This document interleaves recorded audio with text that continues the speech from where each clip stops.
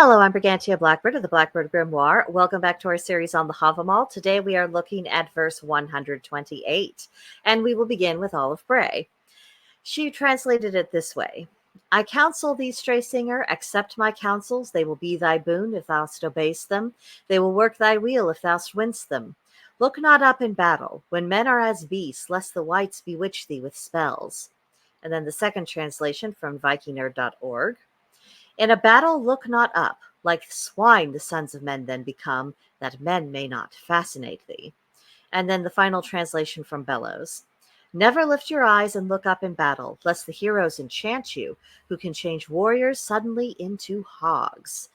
So, sounds a bit scary. That's a general description of battle, but it's also describing how important it is to maintain composure when we are in pressurized situations. Probably not the battlefield. At least I hope most of us have never experienced that. But still, we come under stresses in life or situations where we are not at all at ease. But when we maintain our calm, we are usually the victor, or at least we are far more likely to be successful. And the reason for this is because composure safeguards our minds. And safeguarding the mind means that we still have the capacity to reason. And it also means that our nervous system isn't being overwhelmed from the stress of the situation. And so we're in a better position to still think and then be able to take appropriate action. Now let's talk about focus. Concentration, particularly when we are under stress, requires not giving distractions our attention and being able to identify distractions and saying, I am not dealing with you. You are not important. And sometimes those distractions also come in the form of our fears becoming very loud and very present within our minds and our spirits.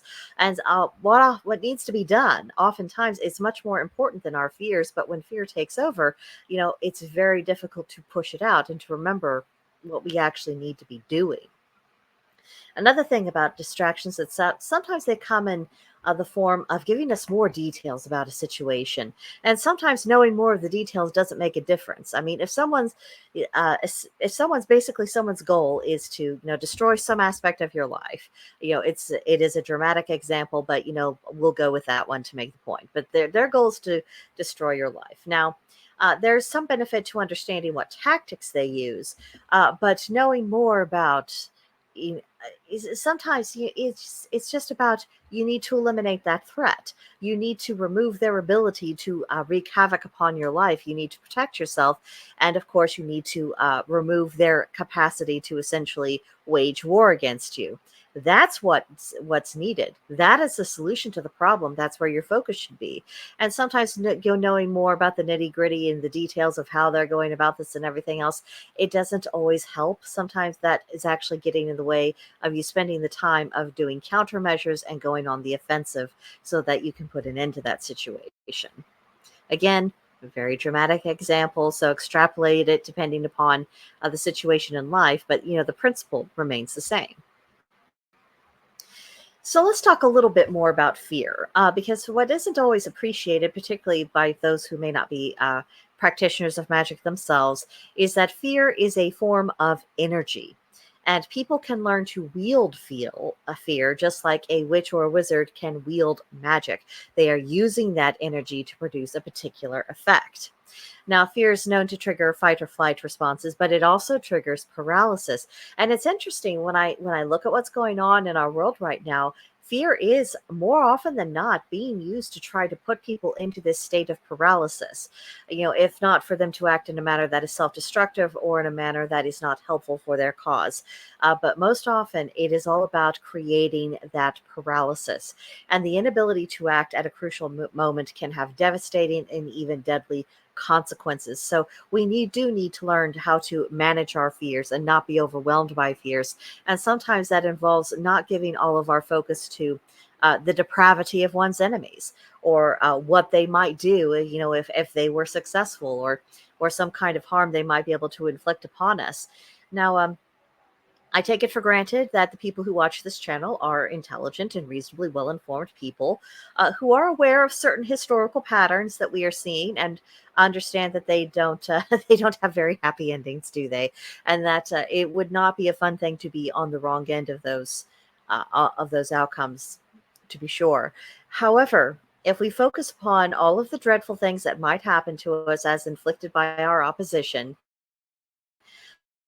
uh, that is going to create in us paralysis. We're not going to be able to take proper action, and cannot use that to harm us. We do need to start seeing fear as the weapon that it is, and to not allow people to have that in their arsenal against us. So that brings us to caution, and that there is a difference between being aware of your antagonists and what they're up to and hyperfixating on them. In the commentary spaces, especially in the political commentary spaces, I do think hyperfixation is very much where we are and where we have been for quite some time, and it has reached the end of the road of it's not useful anymore. It has done all that it can do. What we need is not so much more awareness of what people who mean us harm are doing, but we just need to be deciding how we're going to meet that threat. When dealing with foes, what they might do to you if they can get away with it is not as significant as what you are doing and what you are going to do and what you will continue doing until you are able to remove that threat. And so there is a need for us to find balance between prudence, and part of prudence is, of course, is awareness, and being able to take confident action. I've been thinking about this quote from a movie from ages ago now. I think it was called The Village. The main character asked her love interest, how is he brave when everyone else was shaking in their boots? And what he told her is that I don't think about what could happen. I only think about what needs to be done. And that's been very much in my head, especially after I read this particular verse in the Havamal. So lessons to be taken from this, I do believe. But that's what I got out of the verse. Let me know in the comment section what you took from this verse. I'd be interested to know. And yeah, just tell me all about it in the comments. And I'll see you guys next time. Bye.